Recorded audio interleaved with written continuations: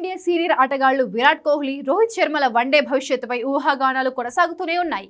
వీరిద్దరూ వన్డే ప్రపంచ కప్ 2027 ఆడతారా లేదా అనే దానిపై స్పష్టత రావడం లేదు. ఈ నేపథ్యంలో జాతీయ జట్టులో ఎంపిక కోసం పరిగణలోకి తీసుకోవాలంటే దేశీయ క్రికెట్ తప్పనిసరిగా ఆడాల్సిన అవసరం ఉంది. విజయ్ హజారే ట్రోఫీలో ఆడేందుకు తాను అందుబాటులో ఉంటానని ఇప్పటికే ముంబై క్రికెట్ అసోసియేషన్ కు రోహిత్ శర్మ స్పష్టం చేశాడు. అయితే దేశీయ క్రికెట్ ఆడే విషయంలో కోహ్లీ ఇంకా తన నిర్ణయాన్ని తెలియజేయలేదు. టెస్ట్లకు, టీ20లకు రిటైర్మెంట్ ప్రకటించిన రోకోద్వయం ప్రస్తుతం వన్డేలు మాత్రమే ఆడుతున్నాడు. ఫిట్నెస్ పై ప్రత్యేకంగా ఫోకస్ పెట్టిన రోహిత్ శర్మ ఏకంగా 12 కిలోల బరువు తగ్గాడు. ఆస్ట్రేలియా పర్యటనలో ఈ ఇద్దరు ఆటగాళ్లు సత్తా చాటారు. అయితే ఈ వన్డే సిరీస్ లో టీమిండియా ఓటమి పాలైంది. తొలి 2 మ్యాచ్ల్లో డకౌట్ అయిన కోహ్లీ ఆఖరి వన్డేలో అజేయ హాఫ్ సెంచరీతో సత్తా చాటాడు.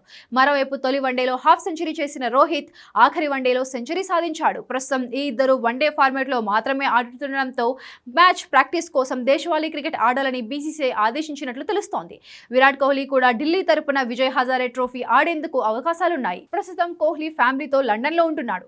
ఆస్ట్రేలియాతో వన్డే సిరీస్ అనంతరం అతను నేరుగా లండన్ వెళ్లిపోయాడు. కేవలం మ్యాచ్ల కోసం మాత్రమే భారత్ కు వస్తున్నాడు. ఈ నెలాఖరును దక్షిణాఫ్రికాతో వన్డే సిరీస్ కోసం అతడు భారత్ కు రానున్నాడు. డిసెంబర్ 24 నుంచి విజయ్ హజారే ట్రోఫీ ప్రారంభం కానుంది. హిట్ మ్యాన్ చివరిసారి 2018లో విజయ్ హజారే ట్రోఫీలో ఆడాడు. ఇదిలా ఉంటే గంభీర్ కోచ్ గా వచ్చిన తర్వాత సీనియర్లు, జూనియర్లు అనే తేడా లేకుండా అంతర్జాతీయ సిరీస్లకు ఎంపిక కానప్పుడు ఖచ్చితంగా దేశవాళీ క్రికెట్ ఆడడం తప్పనిసరి చేశాడు. దేశవాళీ క్రికెట్ ఆడుతూ ఫిట్నెస్ నిరూపించుకుంటేనే జట్టు ఎంపికలో పరిగణలోకి తీసుకుంటామని అటు చీఫ్ సెలెక్టర్ అగార్కర్ కూడా స్పష్టం చేశాడు. దీంతో 2027 వరల్డ్ కప్ ఆడాలని టార్గెట్ గా పెట్టుకున్న కోహ్లీ, రోహిత్ కూడా చాలా కాలం తర్వాత డొమెస్టిక్ క్రికెట్ లో కనిపించబోతున్నారు.